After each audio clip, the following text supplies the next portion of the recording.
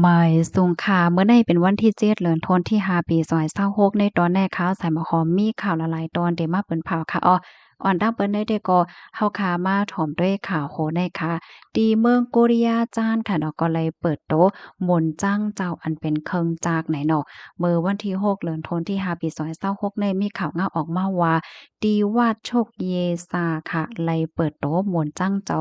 เลขในตั้งสูงมันติมีอยู่1ปาก30 เซนติเมตรค่ะนงตั้งสางก้านสีจึงหนังเฮาหันตีในแคบหางในเหย้าในค่ะ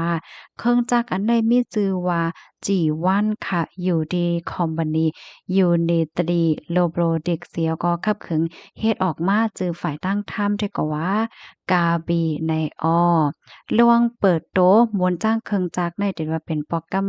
แฮกอันนั้นน่ะเนาะดีอันจัดเฮ็ดดีในเมืองว่าไหนค่ะอ้อนอกเลือเซได้เหย้าในขณะยังไหลปอนปันว่าก็เลยลองศีล5ว่าสังว่าจังได๋เนี่ยค่ะ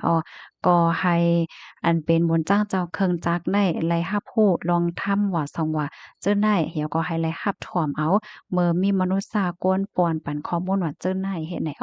ข้อมูลตอนในคาลิปีมาที่ห้องการข่าววอลฟอรัมต่างไว้เนี่ยค่ะพี่น้องเฮาถ่อมข่าวโหนยาวหันถึงจังหือพองค่ะเพราะว่าเฮาค่ะมาด้วยหลังๆในก็ไหลหันมีข่าวงาออกมาคะเนาะที่อันเปิ้นโครงสร้าง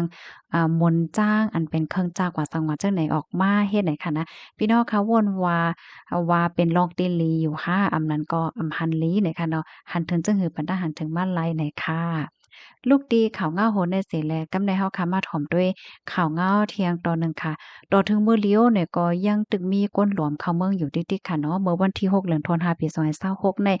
ฝ่ายลาวากาและฝ่ายเกี่ยวข้องค่ะไล่โฮมกันเสียก็ ติงยอบกาหลอมต่างแห่งการเข้าเมืองตีหิมห้อมเส้นตั้งสายเอเชียฝ่ายเขาตีเอิงท่าต่อเจเวงมหาราชเจตวันพระนครศรีอยุธยาเนี่ยค่ะติงยอบกุมโตก้นเมืองคมตุ่มอายุ34ปีเป็นก้นคอกาปยกในการนั้นได้มีก้นขี่ม้าจอม13ก่อค่ะเจอเขาทั้งหมดในมี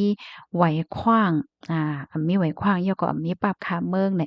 เลยต้องเลยถามก้นฮอกายอมรับว่าเลยรับจางกว่ารับแห่งการในดีเจตอนนครสวรรค์เหี่ยวก็เดียวกว่าส่งตีเมืองเกาะกรุงเทพและคิมฮ้อมเลยรับกาจาง1ปอกไหลใน10,000ปลาย8ปากวัด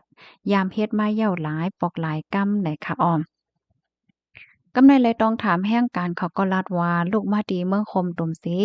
รวมไปเข้ามาตั้งเซ็นตั้งสภาวะดีเจเว้งแม่สอดเจดอนตากไหลปันการได้นาป้อยจ้า1ก็ไหลใน12,000เฮงบาทว่าจังไหนลูกดีข่าวเงาโหได้เสียแลกำไดเฮาคำมารับถอมด้วยข่าวเงาแทงตอนหนึ่งค่ะอันนี้ก็เป็นก้นรวมเข้าเมืองเหมือนกันค่ะเมื่อวันที่6เดือนธันวาคมที่5ปี2026ในมีข่าวเงาออกมาว่า ผู้ใหญ่ก้นหลวงภูมิพลพรหลายปานหลายฝ่ายตีจะเว้งแม่สอดใจตอนตากไล่โคมกันเสียก็เอาห่มลมตั้งปอดตอนแลนลิ้นเปอตาแกดกังลวงเฮ็ดอันอ่ำจ้อมปักเปิงหมายมีโกป้ายเนี่ยค่ะมือพ่องหนังนั้นนั่นค่ะนะตีหิมฝั่งแม่น้ำเมยตีหิมหอมตาพุทราหมู่ที่2ท่าสายลวดนั่นไหนไล่โคบโทพันก้นอันลีทางเทิมค่ะ ตึกอ่อนกันลงคืออยู่ให้ไหนเนาะร้องได้เป็นก่อนเมื่อพ้องกลางในเจ้าน้ำเมืองตีแล้งว่าจังไหนค่ะก่อนเนาะเฮียก็ไล่หัวจื้อเขาในคณะลูกดีฝั่งเมืองคมตุ่มเสียวก็ขี่เฮ่อเหเข้ามาดีฝั่งเมืองไทยเนี่ยค่ะตั้งฝ่ายภูมิพลพ่นเขาก็จังไลแนโตเซเขาก็ทัดติ้งยอบไล่โคบโทบหันก้นเมืองคมตุ่มทั้งหมดใน19ก่อโพจ่าย6ก่อโพยิง13ก่อเนี่ยค่ะตั้งฝ่ายภูมิพลพ่นก็ไล่เอาโตเจอเขาในสูงกว่าดีห้องปลิกแม่สอดเสเดี๋ยวต้องถามลองตั้งไล่หอยเยี่ยมมันเหี่ยวก็ปั่นตดตามกว่าว่าไหนค่ะ คอมมอนตอนในคาลิปีมาที่ห้องการข่าววอกพอยต่างไว้ค่ะลูกดีข่าวเงาโหนในเหตุและกำในเฮาค่ะมาถ่อมด้วยข่าวเที่ยงโหนหนึ่งค่ะก้นก้อนในค่ะนะหลักโคกของตีโลตัดในออกก้วยกำลอดค่ะเมื่อวันที่6เดือนธันวาคมที่5ปี2026ในตั้งฝ่ายภูมิพลพรเขาไล่โฮมกันหลายปานหลายฝ่ายเสียก็ไล่เขาติ้งยอบกุมโตโพจ่ายก่อหนึ่งค่ะอายุไล่23ปีมันใจในเป็นก้นตีเอิงป่าเมี่ยง เจเว้งลอยสะเก็ดเจตอนเกี้ยงใหม่ในตัวตามตั้งพิษดีว่าหลักโคกของเปินให้ไหนเลยต้องเลยถามเฮผู้ใจก็ในก็ยอมรับ ว่าไล่เฮ็ดเต้นั่นน่ะเนาะ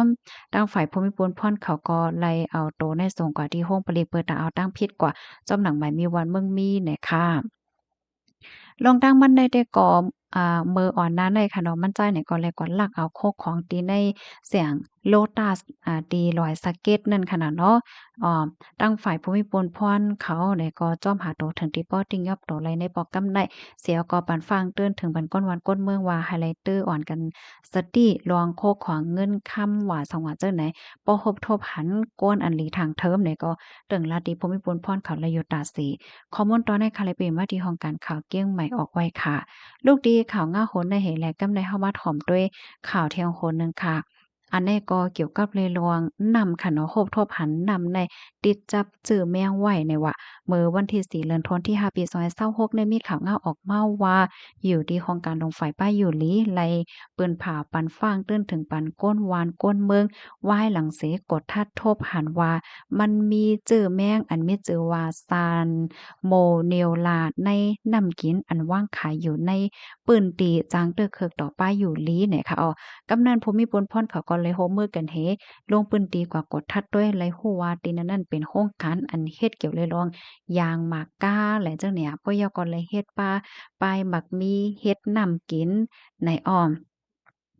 ตั้งฝ่ายภูมิพลพรเขาก็ว่าลองเฮ็ดด้านซานจังไหนแต่ก็มัน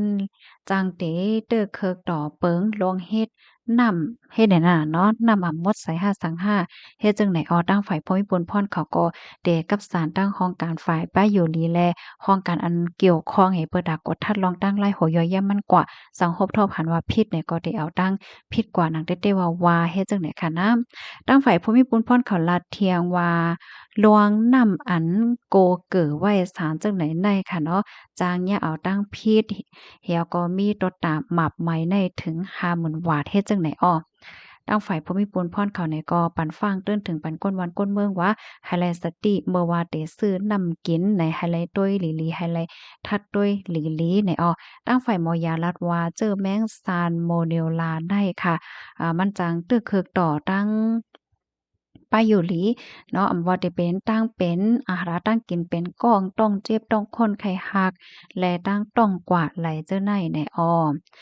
ยกอะเจอแมงซานโมเนราได้ค่ะไก่หบทบยาในเนื้อซาดว่ายากอนนำว่าพักและเจ้าไหนอันเปิงลงมันได้แต่ก็เป็นภาคตั้งกินที่อันอำไลต้มสุกโรยตั้งคอนใหม่เหมือนจังว่าอำไลตั้งเลิศๆใหม่ๆแหวก็สุกนั่นค่ะน่ะเหมือนจังหนัง ผักสลัดที่เปิ้นกินอันลิบมันยอก็หมักไม่หมักดอกจังได๋เมื่อว่าเฮาคาได้กินได้เฮาคากึ่งได้หลายล่างให้หมดใส่กูกำเหยาจังไปกินดังคือเต็มติดจับจื้อแมวว่าสังว่าเจ้านายเฮ็ดไหนข้อมูลตอนนี้ก็คาลิปีมาดีห้องการงาน